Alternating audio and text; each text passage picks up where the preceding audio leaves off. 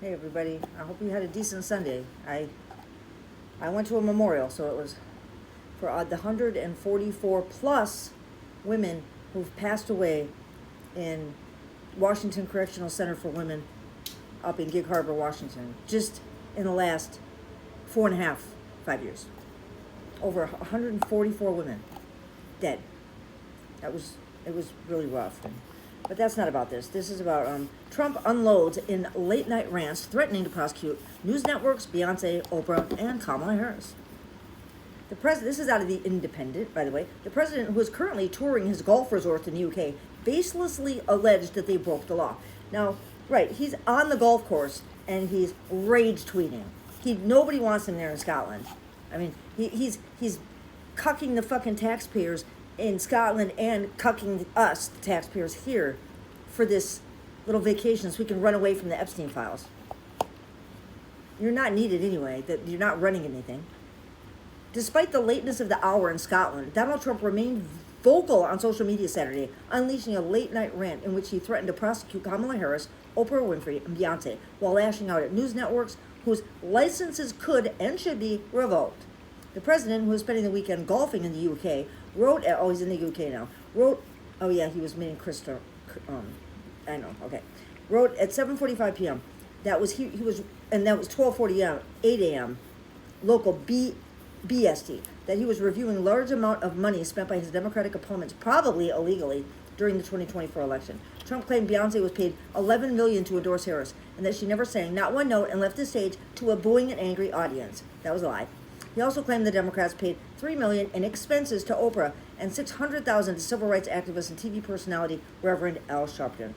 There is no evidence that any of these people named in Trump's rant were paid for their endorsement by the Democratic campaign. By the way, you're not allowed to pay for an endorsement. It's totally illegal to do. But you can pay for what? Like an election? You can pay for a woman's silence. You can pay for everything else, Felon 47. But now you're telling somebody that you just can't pay for an endorsement. Oh my God, you can't pay for an endorsement. It's just totally illegal. Can you imagine what would happen if politicians started paying for people to endorse them? Oh, hell would break loose. Tell us about it. Tell us about it. This man has no depth perception. Are you getting me? He's talking about himself, but he thinks he's talking about other people. It's just the most amazing phenomena to watch in real time. Kamala and all those that received endorsement money broke the law. They should all be prosecuted, he added. He added. Oprah previously said that she was not paid a dime to appear alongside Harris, whose campaign covered $1 million in production costs for a live-streamed event. I remember, I was watching that event. The people who worked on that production needed to be paid, and were. End of story, Oprah said at the time. The Harris campaign also denied ever paying Beyonce for her endorsement. The campaign similarly paid her production company, Parkwood Production Media LLC, $165,000, according to the Federal Elections Commission's records. Beyonce's mother, Tina Knowles, previously said the accusation that her daughter was paid for her endorsement is a lie, and Beyonce also paid for the flights for herself and for her team to and from the event. Yeah.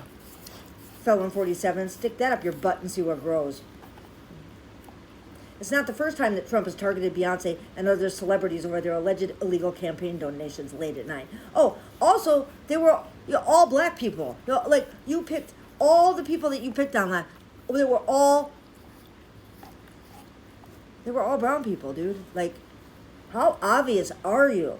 The president lashed out at the Lemonade singer as well as Bruce Springsteen and Bono. Oh, he included some white people at the end in a 2 a.m. Truth Social post on May 19th.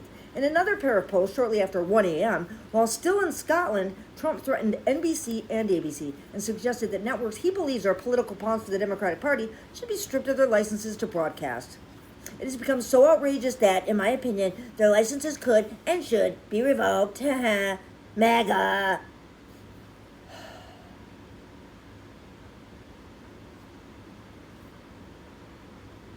Trump has also routinely used threats of legal action to threaten media outlets, publishers, and journalists over what he perceives as antagonistic coverage.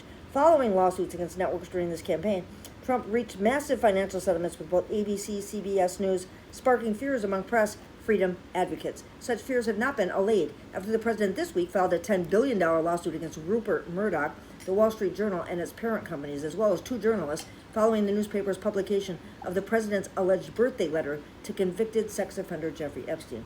That suit came fresh off the back of a $16 million settlement with Paramount for a lawsuit concerning the editing of a 60-minute interview with Harris, which the president claimed was unfair to his campaign. Well, you sore winner? Are you just a sore winner? No matter what you do, this guy will never be happy. Will never be happy. I've heard him say stuff, no matter what I do, the Democrats will never clap. They'll never clap. They'll never say anything nice about me. No matter what I do, I can never do enough. They just hate me. That's true. I mean, I'd like to think that I'm sure that if you actually did something worthwhile, like at any point in the next, couple, I don't know, years of your life, I would like to think that I would not hesitate to give you props for it, Felon 47. But I just have such a strong feeling that that'll never even be an issue. I mean, because you're such a terrible, empty-souled individual.